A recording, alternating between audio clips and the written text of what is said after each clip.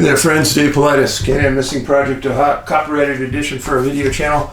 And yes, this is Huck TV, the infamous Huck, the Great Pyrenees Huck, the Wonder Dog Huck. What are you doing? What are you doing? Huh? Yeah, you're a good girl. Oh yeah, look at her, look at the camera on cue. Oh yeah, you're a good girl. Yeah, you're a good girl. Oh yeah. Oh yeah, you're a good girl. She's very happy today. Got back to coldness again and she's in her element, right? Okay. Speaking of elements, we're gonna get back into ours here. And just do the normal housekeeping. I'm sure you've seen this before, but just in case you haven't, friends, we need you to engage. Please engage. We need to make a big number, and we're not halfway there as of today. And we need to kick it into gear. This is going to be the next movie, Missing 411 National Parks. There's a Kickstarter campaign. Kickstarter, one word. Go to kickstarter.com, type in Missing 411 National Parks, and we need you to contribute. There's all kinds of tiers meaning levels that you can contribute at, and there's one for everybody. So please check it out, get involved, and we want you all involved. And even if you can only cough up $5, hey, that's $5 closer to our goal. And you're appreciated. Trust me, you are appreciated a lot. And no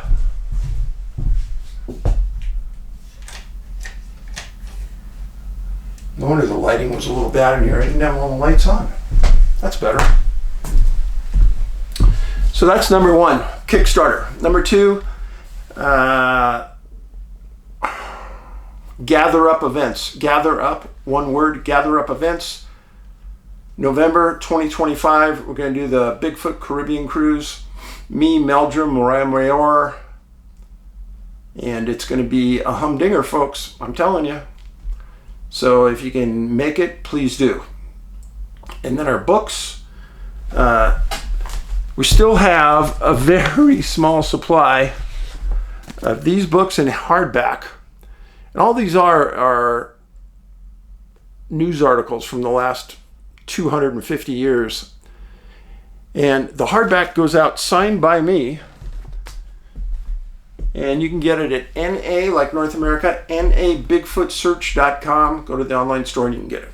And that's where all of our Missing 411 books are at as well. NA, like North America, bigfootsearch.com. Phew. Okay. The story today, one story. And I knew about this story when it happened. There's a couple of stories going on right now involving missing people. And I appreciate all of you sending me current cases on missing people at missing411.com, missing411@yahoo.com. But I'm somebody who will stay on the sidelines until I get all the relevant data back. The case today took a long time.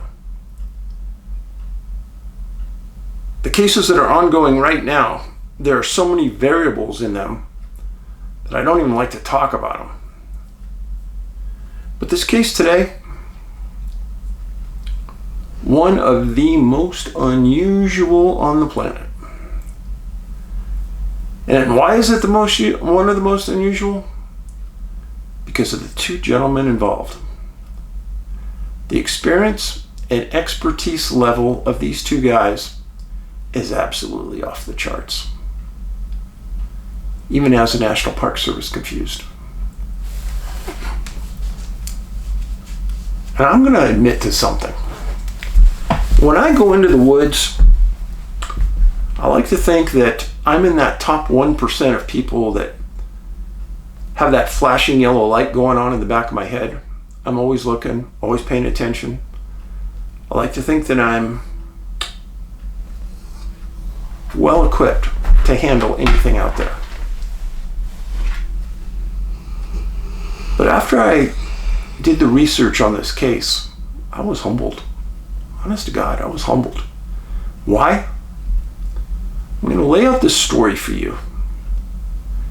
And if this could happen to these two men,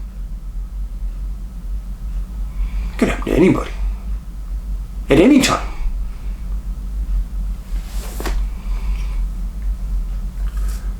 Focus on the location first as I lay this out. That's Shoshone Reservoir at Yellowstone National Park. It's the second largest lake in the park. Years ago, it was named Madison Lake because some thought that the Madison River started there, which it doesn't. At its deepest point, it's only 205 feet, which isn't really deep. Covers 8,050 acres in size. And it's inside the Yellowstone caldera at an elevation of 7,795 feet. Why is that elevation important? Well, to a fisherman, that elevation indicates those fish are going to grow big in that lake. And if you're on the lake, say you're oaring, rowing, you're going to get tired at 7,000 feet if you're not used to it. Now in 1890, there were no fish in this lake. Native Americans confirmed it. And it was stocked after that time with lake trout, brown trout, and Utah chubs. It's considered a backcountry lake by NPS. Here's the key thing to remember. The temperature on the lake during most times, June through September, 48 degrees. Survival time in that water, 28 to 30 minutes. Now, why do I know that so well? Well, I grew up on the Pacific Coast. In the wintertime, Pacific Ocean along California, 48 to 52 degrees, consistent. And doesn't alter much. I grew up scuba diving when I was 12 years old. And everybody, I don't care how heroic you are, you wear a full wetsuit when you're diving in the Pacific. There was a couple times where I did something stupid, went to the beach and boogie boarded in just a bathing suit, but that's insane, folks. But I was a much younger lad in those years. In this kind of water, you don't play games. Even the surfers wear a wetsuit. Yes. Now this incident involves two brothers. Not just any two brothers. Both retired National Park Service Rangers. Yes. Now it might be starting to tell you why I'm focusing on this case. The first brother. His name was Mark Crumbo Oneill, 67 years old. He was a resident of Chimacum, Washington, right near Olympic National Park. He was born in Oxnard, California, May 28, 1954. His stepfather was a Marine pilot, and he spent his youth in Hawaii, Rhode Island, Utah, and Coronado, California. At a very young age, Mark was always drawn to water. He was one of the youngest men in California ever to get a sailboat skipper's license. He swam competitively in high school and played water polo. Remember that. He became an accomplished surfer and scuba diver. In his last 2 years in high school, he was a lifeguard for the city of Coronado. Now stop. I was a lifeguard too. I went to lifeguard training, There was a couple pools in my town where they needed lifeguards, and I thought that'd be a cool job. And when I went to lifeguard training, I thought, oh, this is going to be easy. I was a great swimmer. Nothing could happen. Well, the final in lifeguarding is you go out into that pool and you try to save the instructor. And everyone's sitting in the back room taking a class, and then one at a time you go out. So you don't get to see what happens. Well, when you go out, you're practicing all the things they taught you. The instructor turns on you, and he grabs you by the head, and he holds you underwater until you think you're going to die. I thought I was going to die. I was blacking out. And then at the last moment, he brings you up, and he sits you on the side of the pool.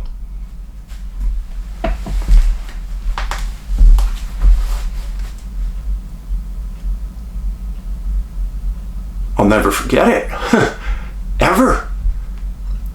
It was a great life lesson. Because people who are drowning, they don't think about you as somebody to save them. They think of you as a floating device, and they're going to get on top of you to survive and breathe. And you're going under. Unless you physically and rough take care of that person who's drowning and get him into a position and drag him into shore. It was one of the greatest life lessons I ever had. Yeah, I passed.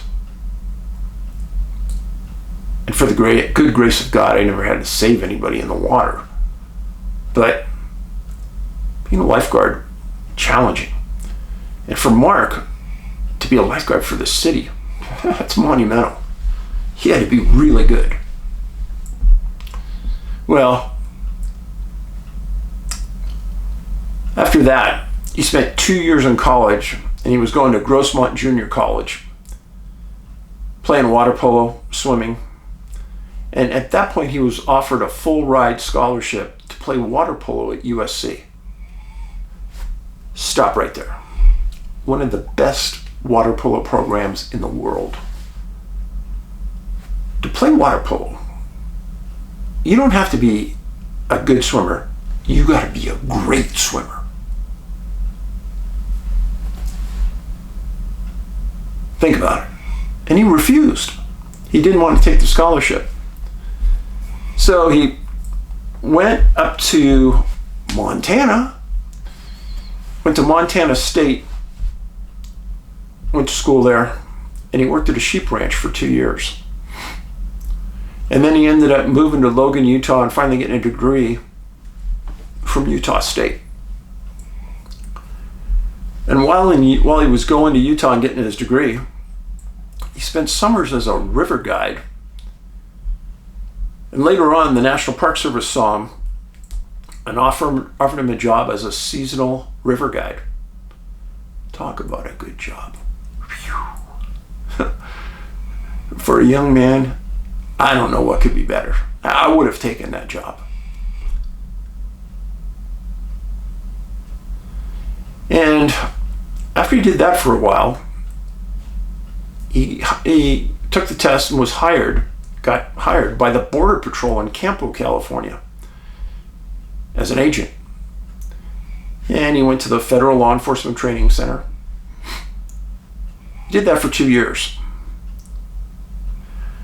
Now, I don't know if this was Mark's plan, but it was super smart. So he had the Federal Law Enforcement Training Center law enforcement training under his belt already. And he went back to the Grand Canyon, and they hired him back as a permanent law enforcement river ranger. Now that is the best of the best.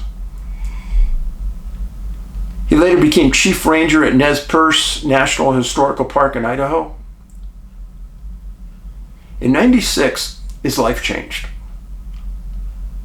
He moved his family to Olympic National Park, where he worked as a park ranger for 20 years.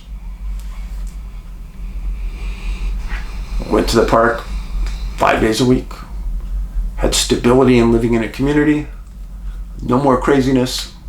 Spent 30 years for the National Park Service, retired in 2016. You talk about a career. Whew. I couldn't even begin to tell you how few rangers have a career like that. And during that 30 years, he received many awards and honors. And much of that career was centered on and in the water. I'm not sure if I could find someone more attuned to that survivability factor and experience level as Mark.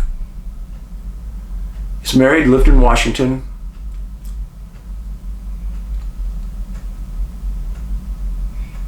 Amazing man. Amazing man. So that's the first person involved in this incident. As I'm doing this research on this case, and I did it for weeks because it was fascinating, I did all the background work on Mark Crumbo Oneill. I thought to myself, I don't think I'm going to be able to ever find anybody more experienced than that. Well, hold your taters. Second individual was a man named Kim Crumbo, brother of Mark's. 74 years old. Mark was a little brother. Kim lived in Ogden, Utah, married with kids. But before I get going too fast, so Mark, this is Mark, good looking guy, in shape, gave you 30 years of his life working for Border Patrol, National Park Service. What a patriot, what a good man. What a good man.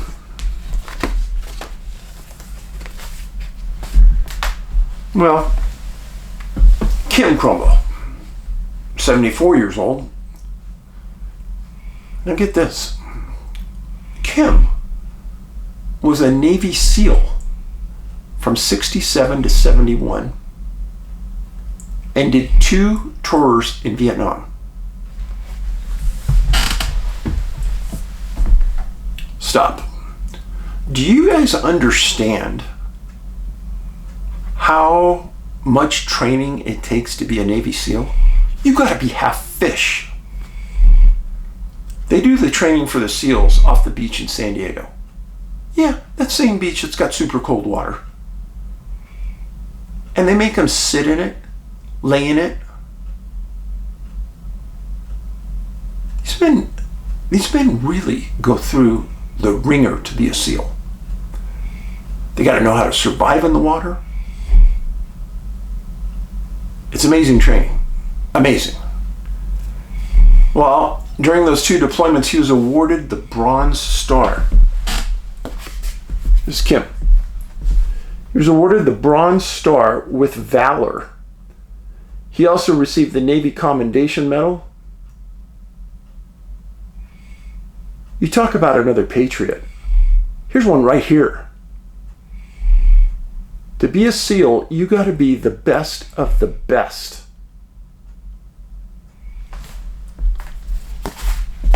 I'm reading about this. I'm blown away. Everybody said he had some of the best water skills imaginable. Both brothers grew up in the outdoors, comfortable in the outdoors, comfortable in water. Kim was also on the board of Wild Arizona, a conservation group. He worked as a National Park Service ranger and guide in Grand Canyon on the water. He's a board member of Rewilding Institute. He was known as an absolute conservationist and worked with the Sierra Club. Retired from the National Park Service with 20 years of service. Let's just say something right here. I would have given just about anything to spend 4 days in the outdoors with these two guys. What they could have taught me is beyond my expectations, I'm sure. Because what they knew was way more than probably 100 people know in a lifetime. These guys were both river guides, both super experienced on the water, both survival experts in the water. Mark was also an EMT paramedic, so he knew how to save people. And while Kim was on the river, he also had to be an EMT. So you got two brothers. Here's the story. Both brothers were very close. And as they got older and the kids grew up and they retired, they tried to find more time to do things together. Both wives agreed that it was good for them to spend time together. They could take care of each other, look out for each other, and they didn't want to hold them back. Well, this incident that we're going to talk about here today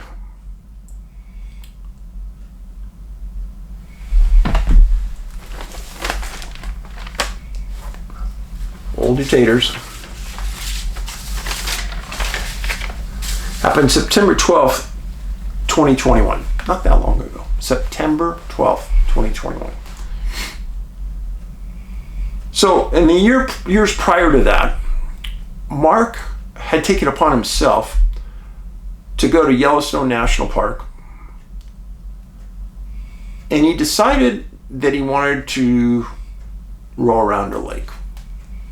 You know, not just any lake, but the second largest lake in Yellowstone, Shoshone Reservoir. So he picked out several spots, camped down, rode it around, came home, had a great time, told everybody about it. Well, when Mark and Kim were talking about what to do, Mark talked Kim into doing the same trip. And he said he'd drive out to Kim's home, pick him up in his truck, and then they could drive into Wyoming, get to Yellowstone. The pair were seen in the park September 12th, and they did the right thing. They got a backcountry permit for 4 nights that was approved. They carried the canoe into the lake from their truck, parked the truck in the parking lot. Mark told his wife that as soon as they were out in the truck safe, he'd call her. And on September 14th, they launched for their trip camping around this lake.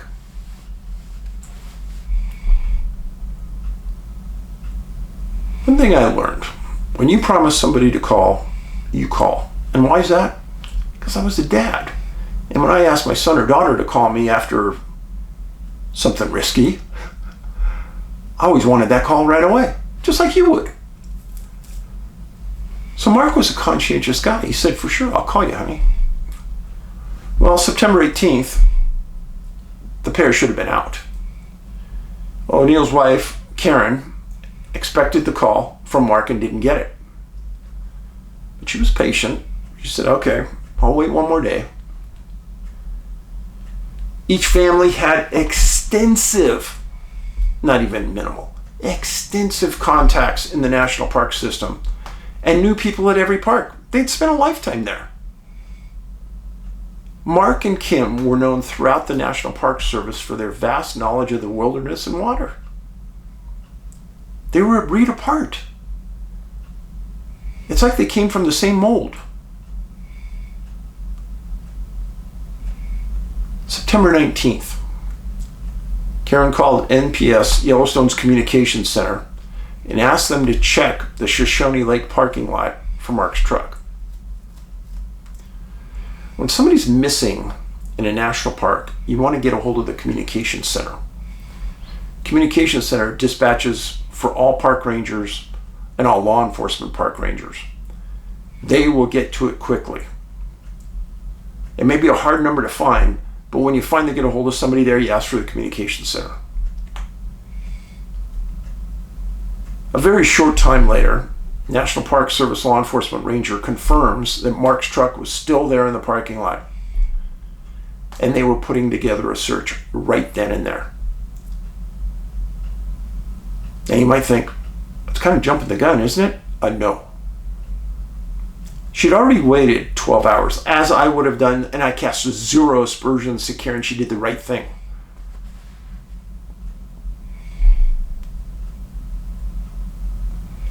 So they're putting together a search.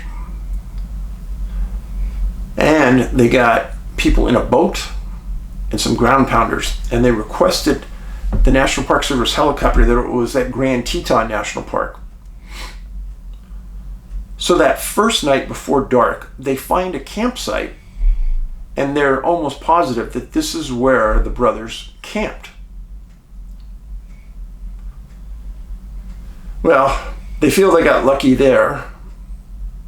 They're looking for smoke from another fire that night where the brothers would have been camped, but they didn't see any smoke. Well, the next day, September 20th. Guess I should show you this.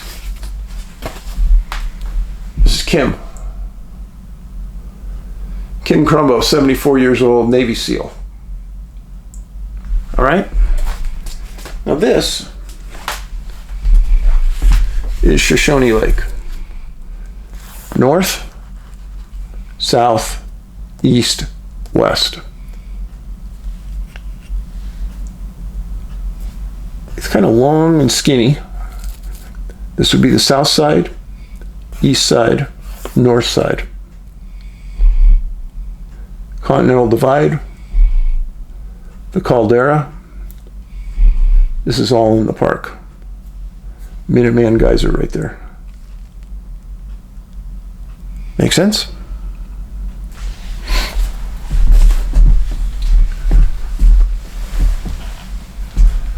September 20th. They put ground pounders out and they're walking the perimeter of the lake. They're looking for a new campfire.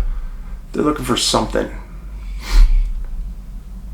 And the searchers locate the men's canoe. One paddle and one flotation device on the east side of the lake.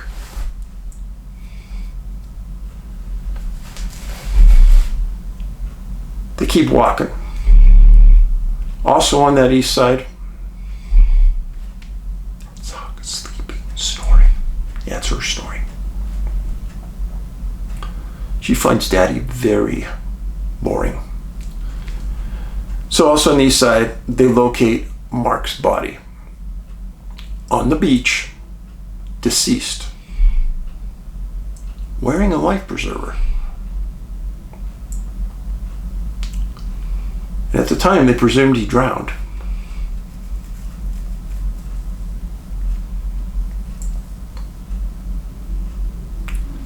And I'm reading through this, and I don't know what to make of that. On the east side was the canoe, and on the east side was his body. It was unclear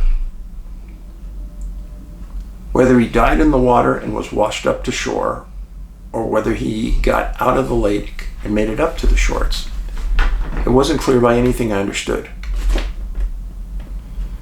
So they search the rest of the day till darkness. They don't have anything. And they send Mark's body onto a coroner for autopsy.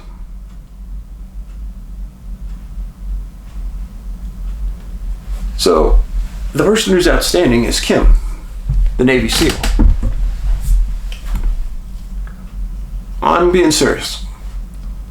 If you were going to bet on anyone surviving this, it'd be a Navy SEAL, because they trained for it.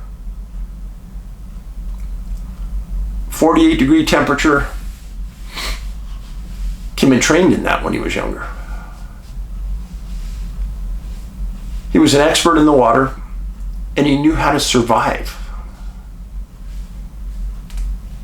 Everyone who knew the brothers said that there was no way they would separate from each other.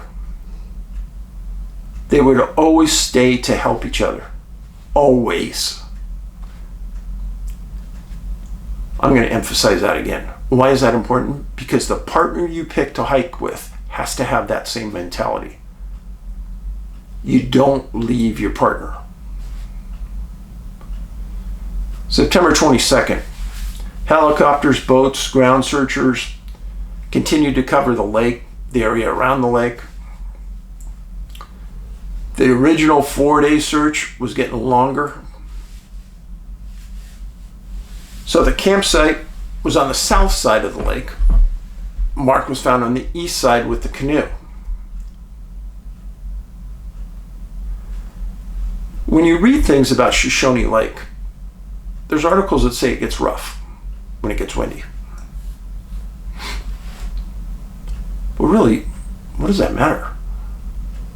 If you had the two most professional people on the water you can ever write up, so what it gets a little rough? You think that's going to stop these guys? I don't think so. Mark's wife made a statement to the press when asked, "What do you think happened?" She said something out of the ordinary must have surprised them. They got caught in something very ugly and they were off guard. Hear that? Something very ugly and off guard and surprised them. I'm not sure much could surprise these two.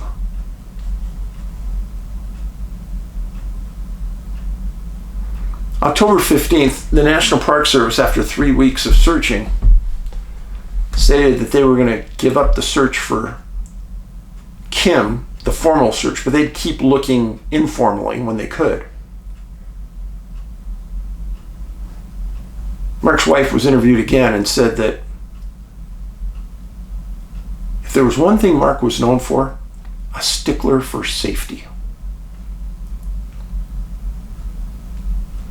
She told a story where they were at this river and there's a big whirlpool in the middle of the river, and Mark goes, "I'm going to jump right in there." And she goes, "No, don't do it, don't do it." She goes, "I was afraid, I was deathly afraid." He said, "Honey, don't worry. I'm going to jump in, it's going to suck me down, and then it's going to spit me out. I'm not going to fight it. I'm just going to let the current throw me out." She said that in some of the most dangerous of situations, Mark was always the calmest. I believe that.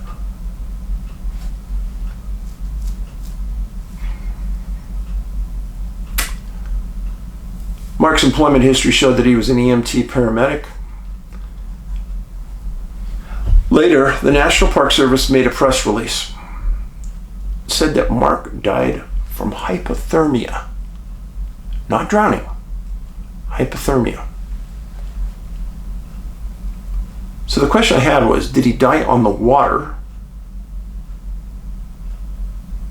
Or did he make it out of the water and onto the beach?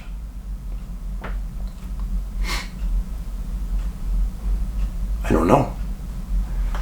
I'm guessing he died on the water because he had his life preserver on. But then again, maybe that was the only thing he had to keep him warm too.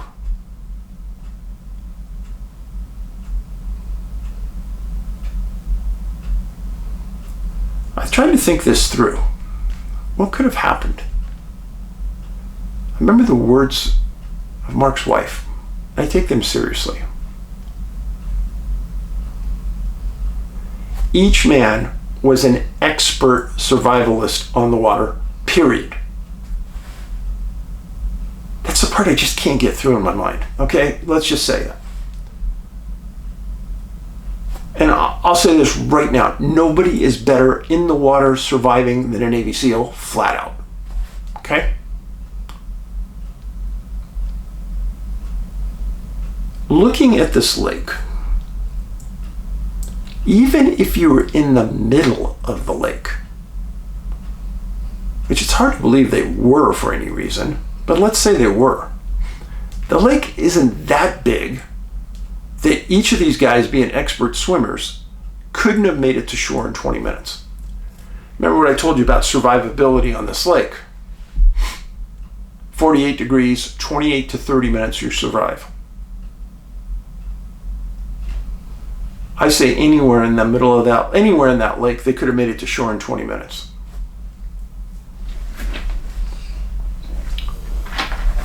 You and I might not have, but those two could have. So let's pretend somehow they got out of that canoe. I don't know how, but let's say they did. I mean, remember, they spent 20 years going up and down the Colorado River. So you talk about rough water. These guys are used to that.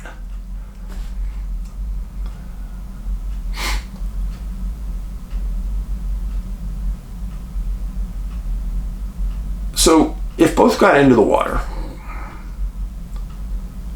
let's make some assumptions here.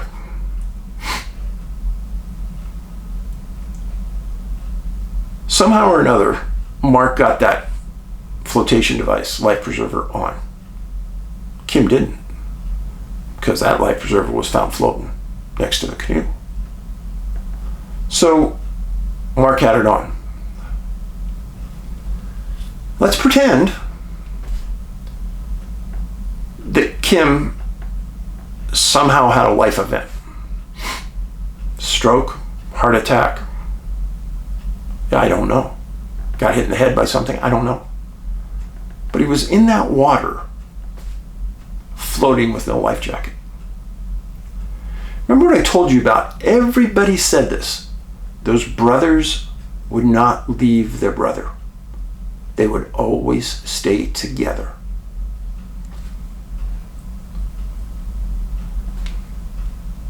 Maybe Mark had to hold up Kim to get him to survive.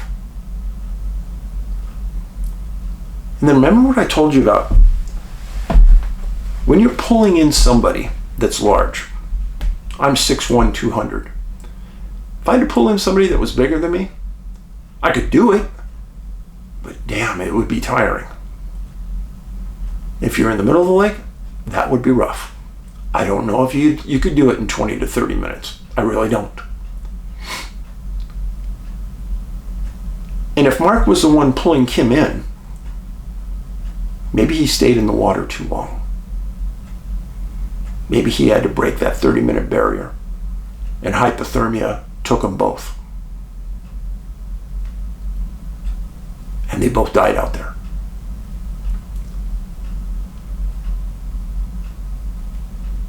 Now here's the problem. Kim was never found. And the NPS side scanned sonared that lake for days. Never found.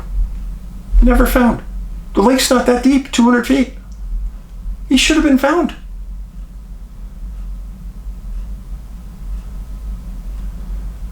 The official classification on Kim is he's missing, presumed deceased. So really, he's not on any missing persons register right now. But that's the magic of the National Park Service. Once they say you're presumed deceased, you're gone.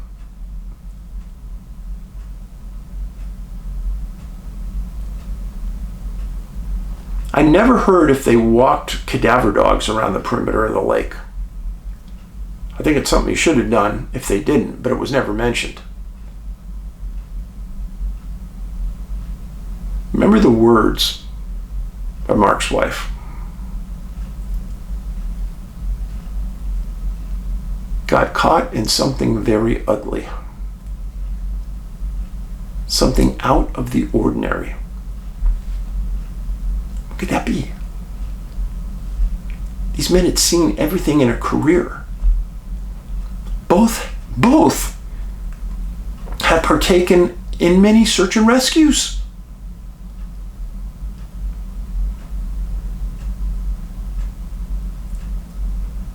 When things are really going to crap, when things are really going downhill, I'd want to be with either one of these guys.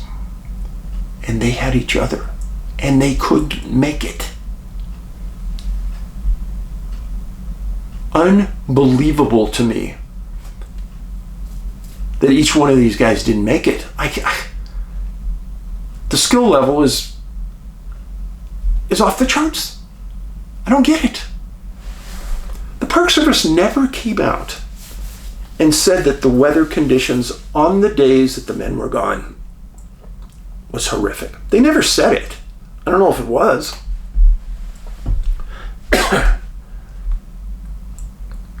I have great compassion for Mark and Kim's family. They gave their lives for our country.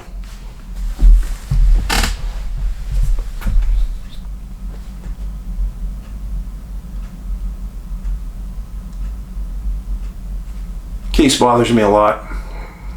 You can tell. I wish I could say something intellectual that could solve this, but I've read too many other opinions that it baffles the experts what could have happened to these two men.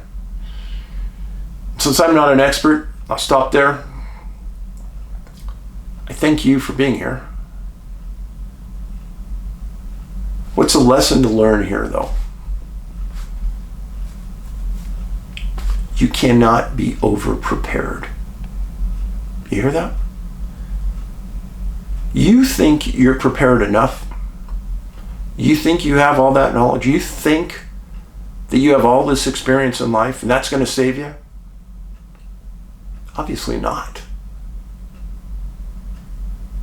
There's some things that happen in the woods, in the water, in the backcountry that are never going to be explained.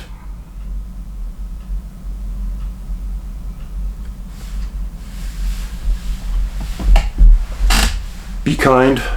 It's the kindness revolution. Costs you nothing to be nice to each other. Huck was snoring. I don't know if you heard her, but she's kind of awake right now. She's going to close those eyes in a few seconds here. But in the meantime, be safe. Love yourself. Love your family. Paulides out.